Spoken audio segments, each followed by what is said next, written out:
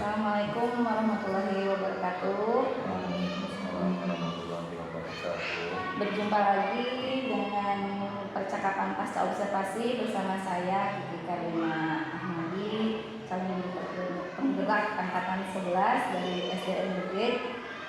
Saya masih ditemani oleh rekan saya Pak Adi, ya Pak, dan juga Ibu PP, Ibu Istiara Saidah, sebagai pengajar praktik pendidikan guru penggerak angkatan 11. Assalamualaikum warahmatullahi wabarakatuh Pak Adi dan Ibu Isti.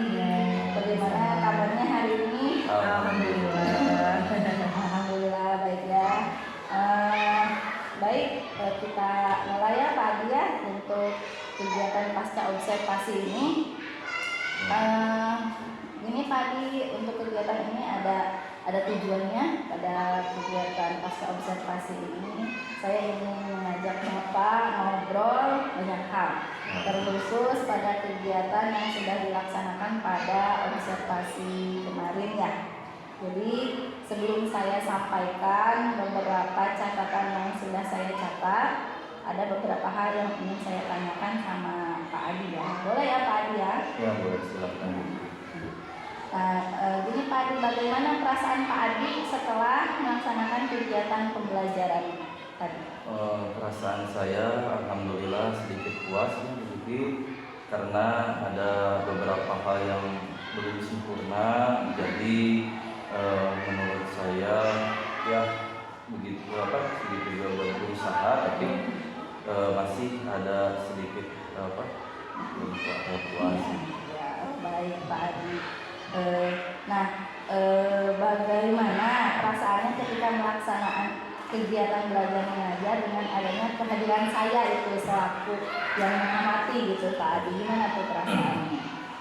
Awalnya sedikit agak ribet ya ketika mulai pembelajaran gitu, tapi mungkin karena ada yang mengamati, terus alhamdulillahnya kegiatan itu berjalan berikutnya dapat diatasi berjalan dengan lancar. Alhamdulillah. Ya, alhamdulillah ya Pak ya, bisa lancar ya. Nah sekarang bisa Bapak ceritakan kembali gitu terkait proses pembelajaran Bapak di kelas. Proses pembelajaran yang saya lakukan di kelas mulai dari peristiwa yang terjadi di kelas. Alhamdulillah saya sudah melaksanakan kegiatan pembelajaran ini sesuai dengan MPP atau modul ajar yang saya buat. Nah, kemarin saya menyampaikan tujuan pembelajaran. Saya juga sudah melaksanakan pembelajaran yang berdiferensiasi. Terus saya juga sudah melaksanakan pembelajaran yang ada yang visual kan, untuk diferensiasi yang visual, terus ada lagi yang auditori, terus ada kinestetik ya. Itu sesuai dengan kepahaman dari anak-anak atau peserta didik ya. Kalau misalkan visual itu menggambar, yang suka menggambar atau menggambar gitu. Terus kalau misalkan auditori dengan nyanyian. Terus kalau kinestetik itu bermain peran. Itu yang saya lakukan untuk proses pembelajaran, dan dikelompokkan dengan peserta didik secara heterogen ya, seperti yang suka menggambar, yang suka menulis, dan yang suka juga berbicara atau yang bisa bermain peran. Dan untuk produknya juga disesuaikan dengan minat visual, auditori dan kinestetik. Paling seperti itu sih ketika pembelajaran. Baik Pak Adi, jadi sudah sesuai dengan modul yang berdiferensiasi Ya, juga gitu ya Pak Adi ya. Dan terutama di situ ada pengelompokan, di situ juga ada kegiatan kompetensi sosial emosional juga di situ tercantumnya Pak ya.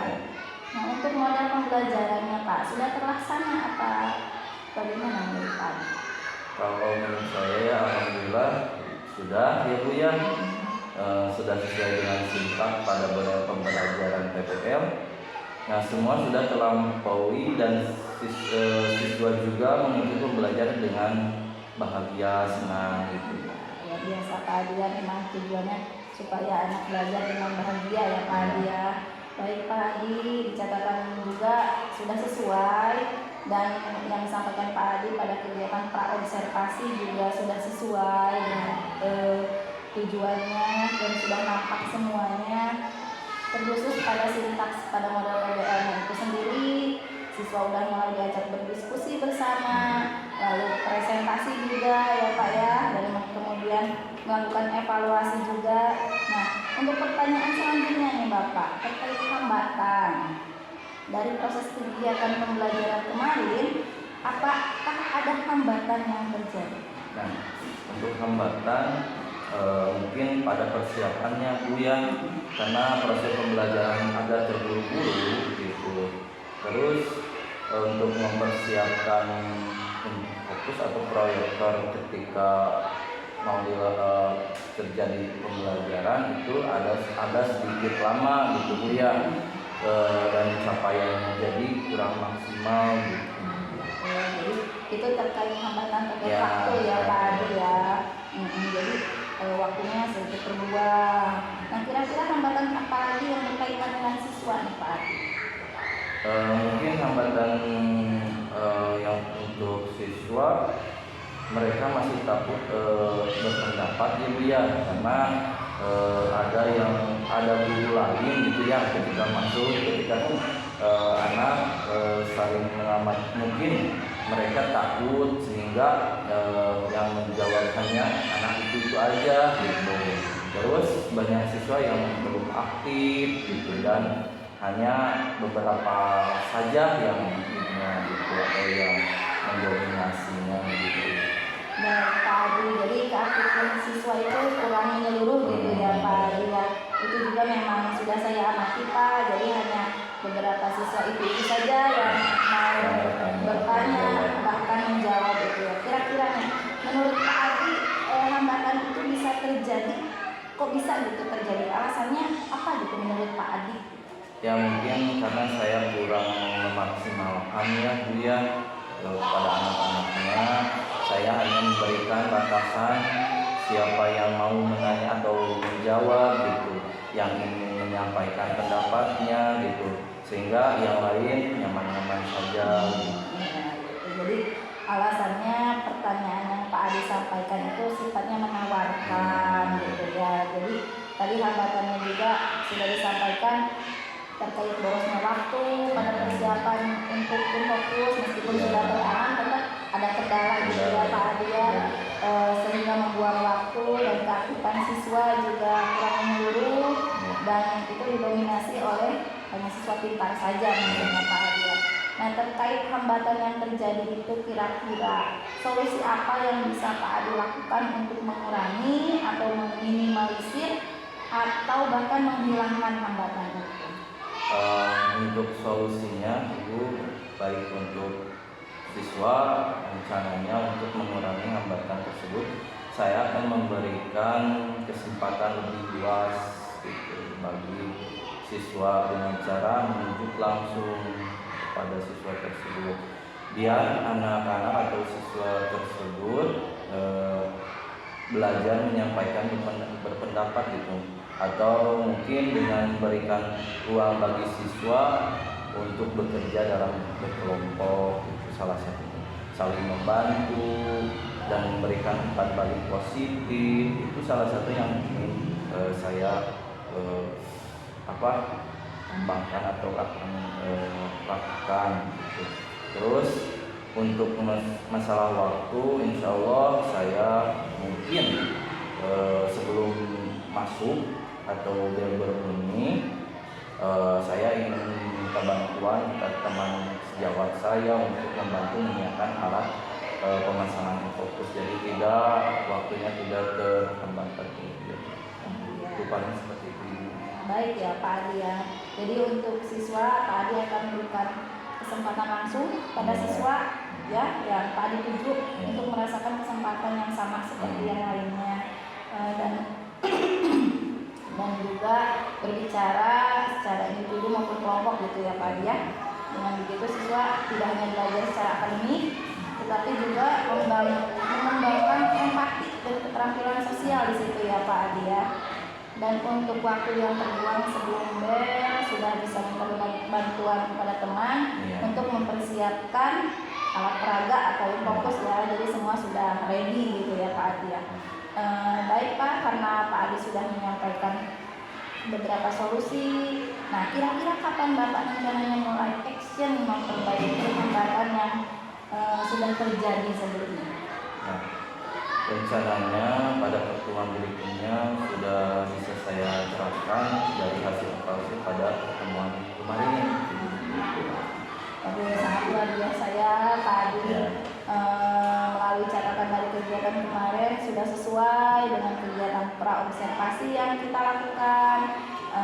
Secara catatan memang semua sudah nampak, mulai dari menyampaikan tujuan pembelajaran, strategi, diferensiasi juga ada, mulai dari konten dan proses juga produknya, simpak PBL-nya juga sudah terpenuhi dan semua ada.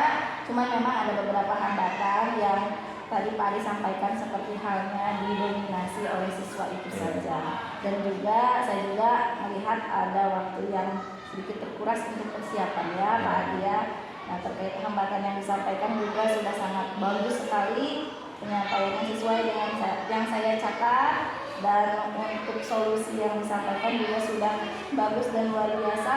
Solusi yang disampaikan juga sudah tepat sekali. Dengan begitu, siswa tidak hanya belajar secara akademik, tetapi juga mengembangkan empati dan keterampilan sosial gitu ya Pak Adi, karena ada diskusi seperti itu. Selain itu, penting juga untuk mendorong KSE siswa agar mereka saling mendukung dan bekerja sama, termasuk rencana perbaikan. Semoga bisa terlaksana dengan baik sehingga membantu kegiatan memaksimalkan potensi siswa. Baik Pak Adi, cukup itu saja pertanyaan yang saya tanyakannya pada Pak Adi. Terima kasih sudah membersamai saya pada kegiatan mulai dari praobservasi, observasi dan pasca observasi ini. Nah, kira-kira ada yang akan Bapak sampaikan gitu untuk kegiatan kita kemarin-kemarin. Oke, baik Bu Tigi.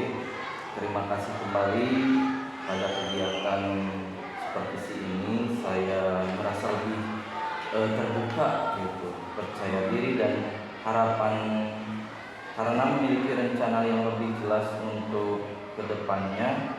Saya juga bisa melakukan evaluasi diri dan bisa melakukan kegiatan pembelajaran yang baik lagi ke depannya. Mungkin itu dari saya Piti. Terima kasih ya sebesar-besarnya untuk kegiatan seperti ini. Baik sekali Pak, saya ucapkan terima kasih juga atas semua jawaban-jawabannya. Semoga juga rencana Bapak itu berjalan dengan lancar dan dapat terrealisasi dengan baik gitu ya Pak ya, sesuai dengan harapan. Demikian kegiatan kali ini kita akhiri ya Pak Adi. Assalamualaikum warahmatullahi wabarakatuh. Waalaikumsalam.